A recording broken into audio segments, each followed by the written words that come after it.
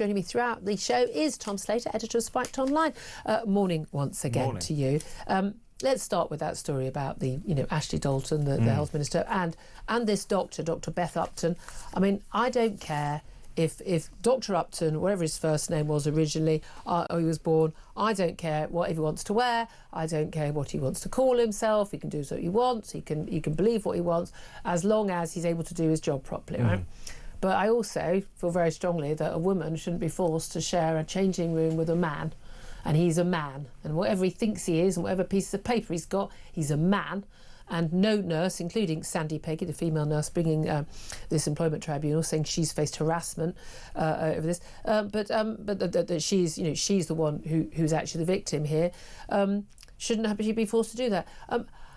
How do people get this so wrong? How does an NHS trust get this so wrong? How does a government, how does a Prime Minister get this so wrong? When the vast majority of people who would be perfectly happy and totally relaxed about someone turning up with blue hair and dressed in women's clothing, but calling themselves a trans woman, would be actually they'd be a bit perplexed, but quite understanding and sympathetic about it.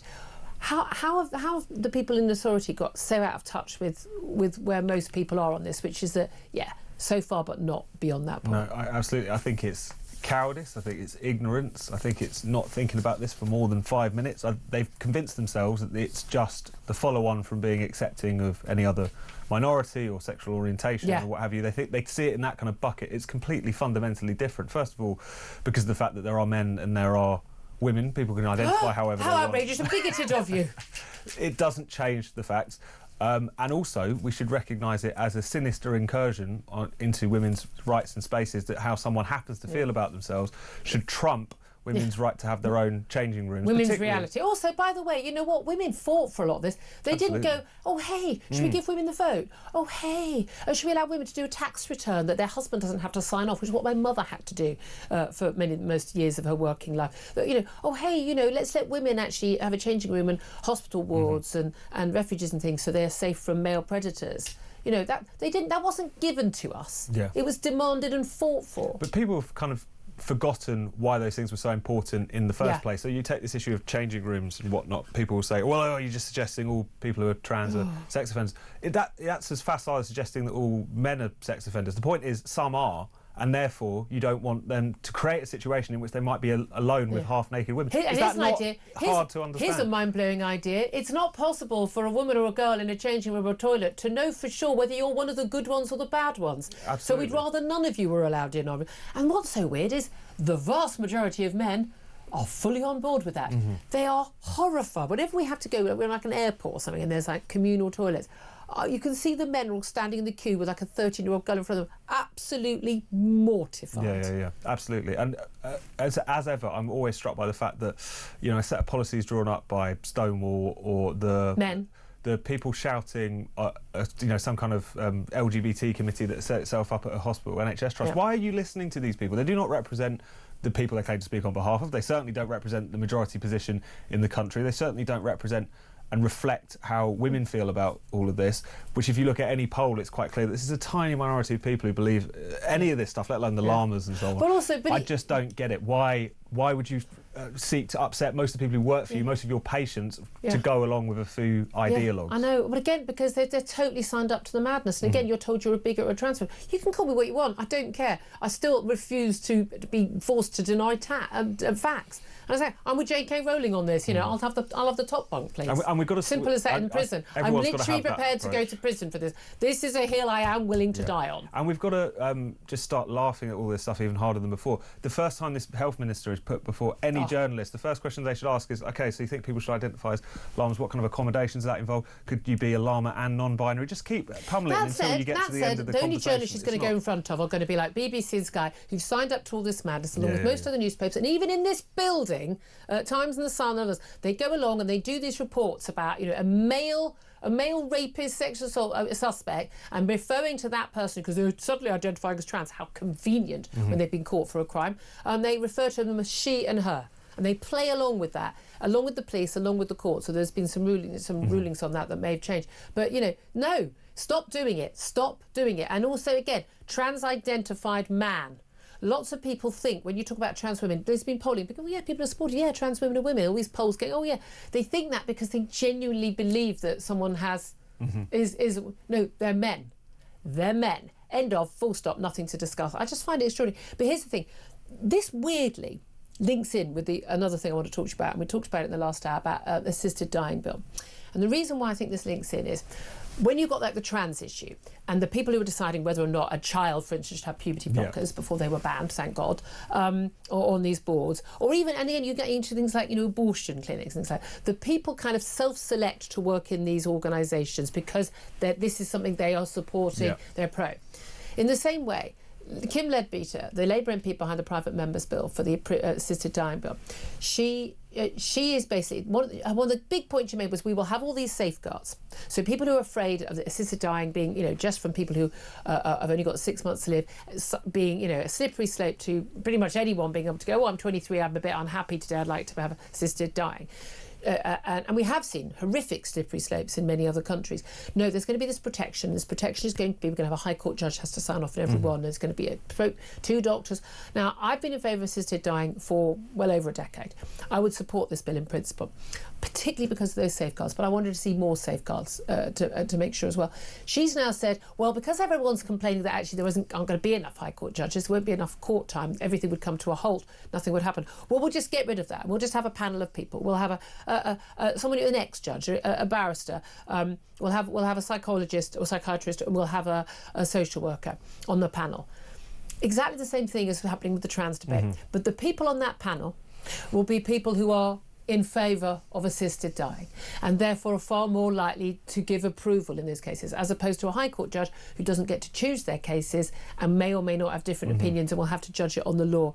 This is the problem, is by definition the people who get to make these decisions, whether it's in a trans clinic like the Tavistock clinic, as it was, whether it's in an NHS trust, whether it's the assisted dying on a panel, if that ever came about, it will be the people who are already signed up in principle to the actual thing. And this is what happens. The people who get involved in every area of this world, people on immigration tribunal panels, the ones who say, yeah, we should definitely allow this paedophile, from Pakistan to stay in this country, story today's news, because it would be harsh on his children if he was forced to leave them. Like, really? Like, the people who sit on those tribunals are by definition people who are kind of signed up to a way of thinking where they're hand-rigging and liberal. And we've just got a whole load of decisions being made in this country by people who are signed up to a way of thinking which is completely alien to the majority of voters. Utterly, utterly alien. Hand-rigging, liberal, no borders, men can become women, they are totally out of touch with ordinary people, and I think that's exactly what's going to happen here. And it's what happened with trans in the NHS, it's what happened in all this, in immigration. You've got a whole load of people who are just signed up to, frankly, let's call it the madness. And I think that's a really important point. I got there in the end. Someone is not going to go and work for a new... effectively we're going to end up creating a kind of assisted dying industry. Yeah, you're opposed to assisted dying in principle. And you're not going to go and work on that panel, are you? Absolutely. And in some of the people who were giving evidence before the committee, who do work in this area of...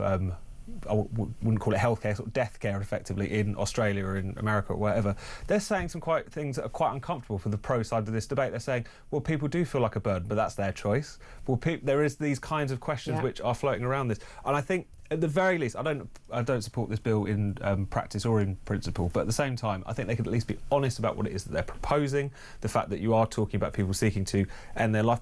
The way in which, even when... in Parliament, Danny Kruger used the word suicide and that got slapped down. It is suicide. It absolutely is. At least argue for it on those terms. And also, I would say that whilst I understand the point about safeguards and people saying I would support it, but if your entire discussion about your particular bill, your particular reform, is how you can protect people from its unintended consequence, I think that raises questions about whether or not the reform itself is a good idea. I really do understand all those concerns. I really do. But I'm in favour in principle. Again, if I were an MP, I would not vote for this bill as it stands right now, and that's been a massive change for me. I'm really shocked by how badly this has been handled. I think Kim Leadbeater has really done terrible disservice to a cause that I feel quite strongly about, but there we are.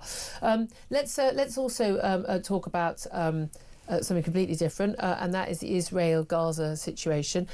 Trump, again, every day we're waking up to a new statement from Trump. Trump has spoken out after Hamas said they're going to postpone the latest hostage release due for Saturday, another 3 hostages being released in return for hundreds of Palestinian prisoners, as usual the case.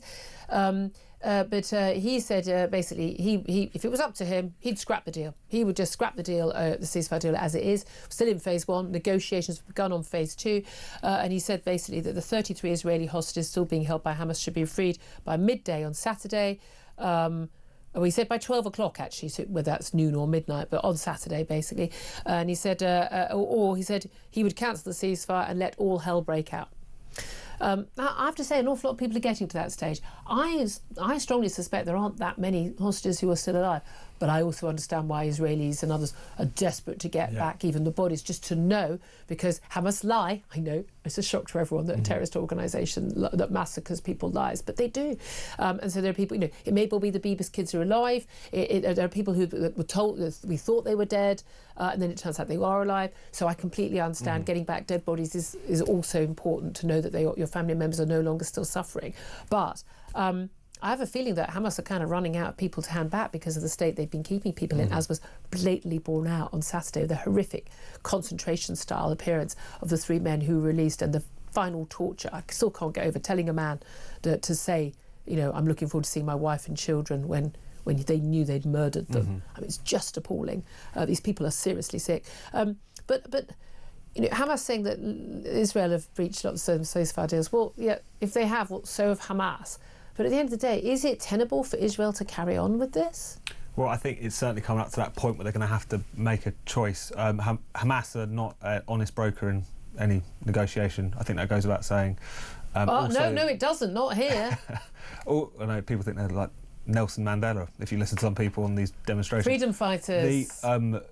That was always one of the uncomfortable, as you say, truths of all of this, or unknown questions, which is, do they really know where all the hostages are? Do they actually know that they're dead? I mean, also, some of them are under the guard of other groups, Palestinian Islamic Jihad, other, equally toxic and insane Islamist organisations. That's one thing which, obviously, the desire in Israeli society is to get the hostages home, to just to know as much as anything else. Also, from what you see from the hostages who have been released, the fact that so many of them were willing to say, no, let someone else go ahead of me, shows what horrendous conditions they're staying in and how much guilt would be associated with leaving even one of them behind in that kind of situation. But I dare say that this stalling which is taking place is probably something to do with the fact they either don't know where these hostages are, or few of them are alive and they've been letting on. Yeah, that would be my sense. But again, when the American president talks about all hell breaking out, there are a lot of people just say, just get the hostages out, end of. People talk about, people just want peace. Well, it doesn't look like Hamas is very big on the peace and the ceasefire, which is what the Palestinians, people in Gaza, are desperately wanting to actually, return to what's left of their homes. And Donald Trump has, really put the cat among the pigeons when he talks about he wants to buy Gaza. I don't know who he's buying it from. But basically saying, and basically removing everybody, insisting the Jordanians, the Egyptians, the Saudis, take them. Well, hey, Saudi Arabia's got a load of land. I mean, so has America. Move them all to America. I mean, I like that he's calling out the countries that pretend they care about the Palestinian people. Absolutely 100% do not want a single person from Gaza to be turning up on their in their country. I mean, Jordan has already got more than half its population of Palestinians, but again, many different factions and the like. Saudis certainly don't, but these are countries, they've got the money, they've got the space. There's that argument. But I mean, how do you think this is going to get resolved? Because at the end of the day, is the two-state solution is not an option, because none of the organisations on the Palestinian side accept the existence of Israel. None of them. Okay, lots of the other Arab states do. So there isn't a two-state solution. Hamas and the Palestinians, all this, they only really want a one-state solution. That doesn't involve Israel. So there's no way that Israel or any country, if our government would say, we're going to stay where we are, we're going to have Hamas basically, send the diggers in, send the billions in aid in, let's rebuild Gaza with all its tunnels, and let's just wait for the next October the 7th. Are you kidding me? I'd be on the streets fighting against that. How on earth do we expect Israel to put up with that? I just don't see that Benjamin Netanyahu could go through what they've gone through and then allow that to all happen again. So what is the answer? What is it? I mean, it's the most intractable geopolitical question, isn't it? And I do struggle to take Trump's suggestion, blue sky thinking session It's a bit. It might be more practical than the nonsense everyone's been talking about for the last few years. And of course, the people of Gaza should continue to live there. The point of this conflict, the reason it was ignited in the first place, was because the genocidal lunatics who run that part of the world went to war with Israel and demonstrated to Israel and to the world that they had, I would hope, that they had to be taken out. I saw someone describe we've gone from the two-state solution to the real estate solution in Donald Trump's brain. I don't think even he's serious about that. This is a man who struggles with the idea that there should be any American presence even in Europe, let alone in the Gaza Strip. I think it's him trying to sort of shake the snow globe in the hope that to see where things land and to probably put some pressure or to apply some pressure in some way on Hamas and to suggest that to kind of fulfil this sort of madman image almost. That's the only being rational unpredictable. explanation. Who knows what I'm going to do? I mean, one of the things I do like is the unequivocal, clear support for Israel. Full stop. Yeah. We're on his. Marco Rubio said we are on Israel's side. End of. Funnily enough, we're on the side of a democratic nation-state ally as opposed to terrorist murderers. Never thought that was a hard call myself, but there we are.